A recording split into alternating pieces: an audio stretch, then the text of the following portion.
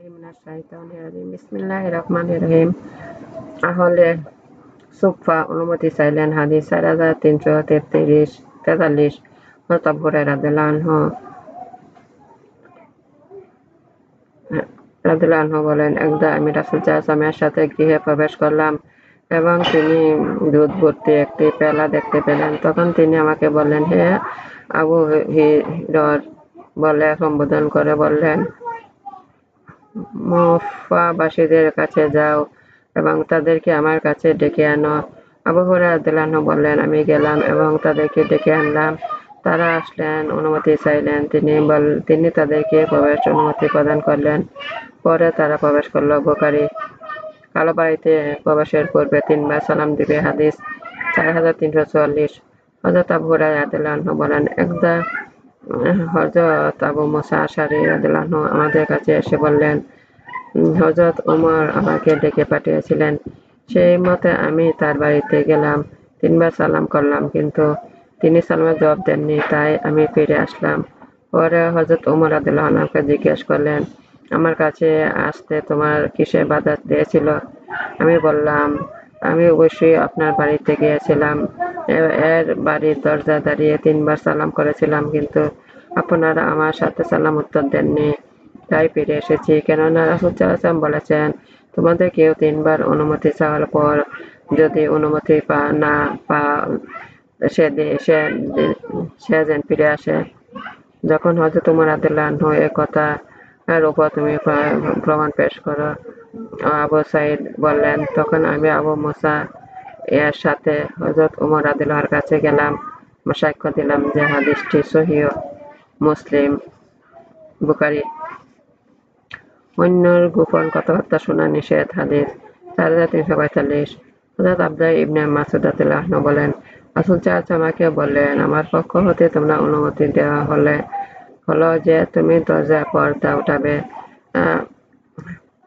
এবং অন্তরে প্রবেশ করবে আর আমার গোপন কথাবার্তা শুনবে যতক্ষণ আমি তোমাকে নিষেধ করি।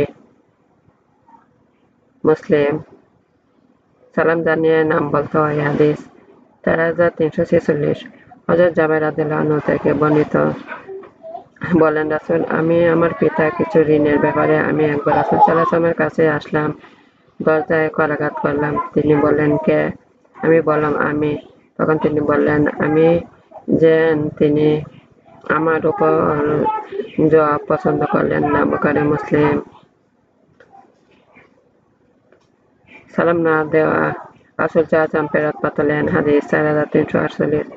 হযরত কালাদাহ ইবনে হাম্বল রাদিয়াল্লাহু আনহু বলেন, নিশ্চয় একদা হযরত সাফওয়ান ইবনে উমাইয়া রাদিয়াল্লাহু আনহু কিছু দুধ, একটি ছোট হরিণ, শাবক, কিছু বকরী রাসূল সাল্লাল্লাহু আলাইহি ওয়াসাল্লামের কাছে পাঠালেন। এ সময় রাসূল সাল্লাল্লাহু আলাইহি ওয়াসাল্লাম মক্কা উচ্চ প্রান্তে অবস্থান করছিলেন। কালদাহ বলেন, আমি এমনভাবে তার কাছে পেশ করলাম, তার সালাম করলাম না, অনুমতি নিলাম না। তখন রাসূল সাল্লাল্লাহু আলাইহি ওয়াসাল্লাম আমাকে বললেন, চলে যাও, পুনরায় এসো, বলো আসসালামু আলাইকুম, আমি কি প্রবেশ করতে পারি? তিরমিজি। কারো বাড়ির দরজায় বারবার দাঁড়ানো নিষেধ। হাদিস 4349। হযরত আব্দুল্লাহ ইবনে বসর রাদিয়াল্লাহু আনহু বলেন, রাসূল সাল্লাল্লাহু আলাইহি ওয়াসাল্লাম যখন কারো বাড়িতে যেতেন তখন সরাসরি দরজায় বরাবর মুখ দাঁড়াতেন না, বরং দরজার ডান বা বাম পাশে দাঁড়াতেন, বলতেন আসসালামু আলাইকুম। আর তা এই কারণে যে তৎকালে দরজা সম্মুখে পর্দা হতো না। আবু দাউদ।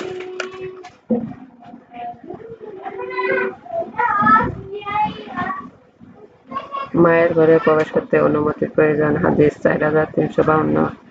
হযরত আতা ইবনে ইয়াসার রাদিয়াল্লাহু আনহু থেকে বর্ণিত, নিশ্চয়ই এক ব্যক্তি রাসূল সাল্লাল্লাহু আলাইহি ওয়াসাল্লামকে জিজ্ঞেস করলেন, আমি কি আমার মায়ের কাছে যেতে অনুমতি চাইব? তিনি বললেন, হ্যাঁ।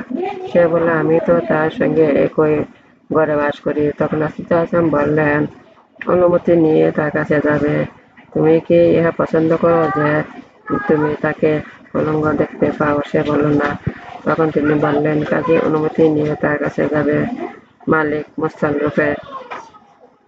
রাসূল সাল্লাল্লাহু আলাইহি ওয়াসাল্লাম শিশুদের চুম্বন করতেন। হাদিস 4353।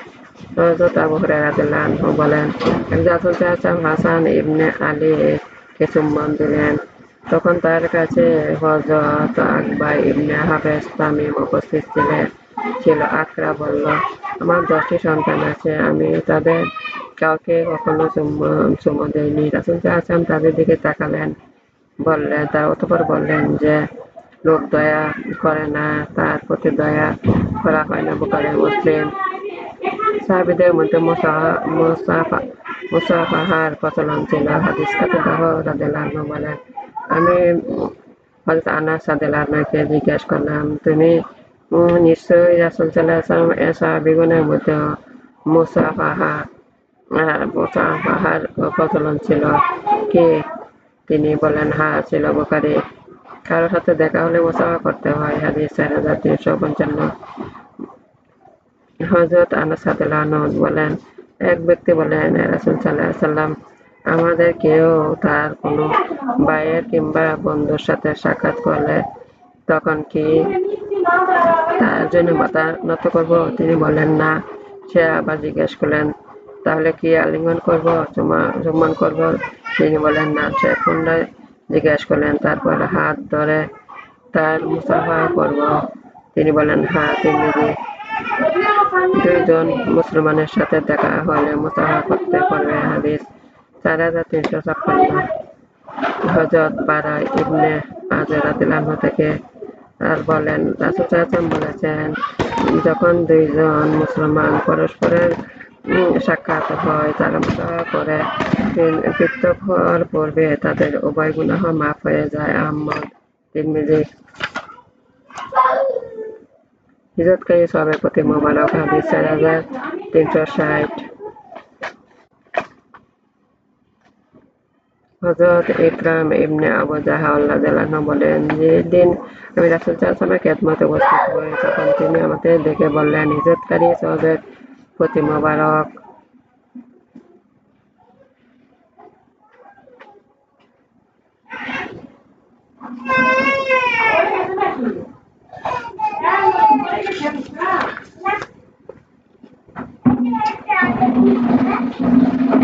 পরস্পর মুসাফা করলে গুনাহ ঝরে যায়। হাদিস 4369।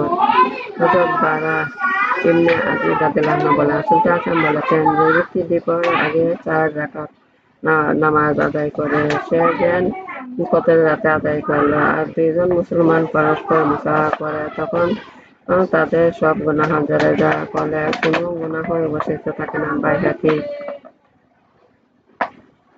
ফাতেমা রাদিয়াল্লাহু আনহা রাসূল সাল্লাল্লাহু আলাইহি ওয়াসাল্লামের চেহারার অনুরূপ ছিলেন। হাদিস 4366।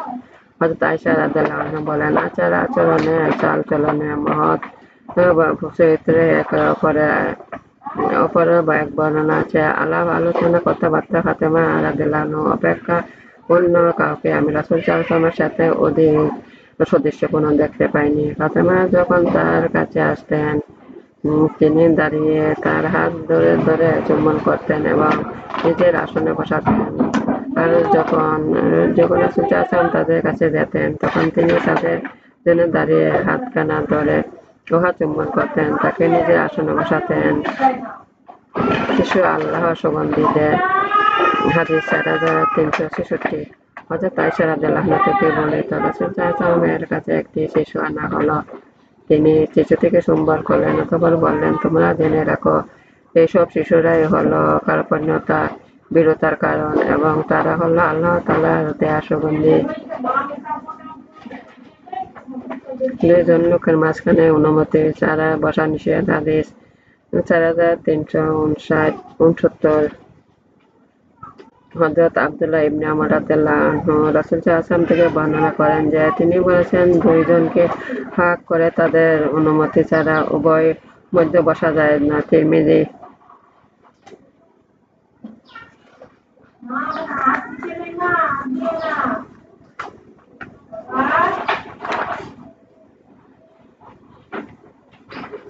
রাসূল সাল্লাল্লাহু আলাইহি ওয়াসাল্লামকে দেখে দাঁড়াতে নিষেধ করেছেন। হাদিস 4375। হযরত মুআয রাদিয়াল্লাহু আনহু বলেন, রাসূল সাল্লাল্লাহু আলাইহি ওয়াসাল্লাম বলেছেন, যে ব্যক্তি এতে আনন্দ পায় যে লোকজন তার দাঁড়ানো অবস্থায় স্থির থাকুক, সে যেন নিজের জাহান্নামের বাসস্থান নির্ধারণ করল। আবু দাউদ। তিরমিজি। আজমি লোকেরা দাঁড়িয়ে একে অপরের সম্মান করে। হাদিস 4376। হযরত আবু উমামা রাদিয়াল্লাহু আনহু বলেন, এক রাসূল সাল্লাল্লাহু আলাইহি ওয়াসাল্লাম বর করে ঘর থেকে বের হয়ে আসলেন। আমরা তার সামনে দাঁড়ালাম। তখন তিনি বললেন, তোমরা আজমি লোকদের নিয়ে দাঁড়াইও না। তারা এভাবে দাঁড়িয়ে একে অপরের সম্মান প্রদর্শন করে।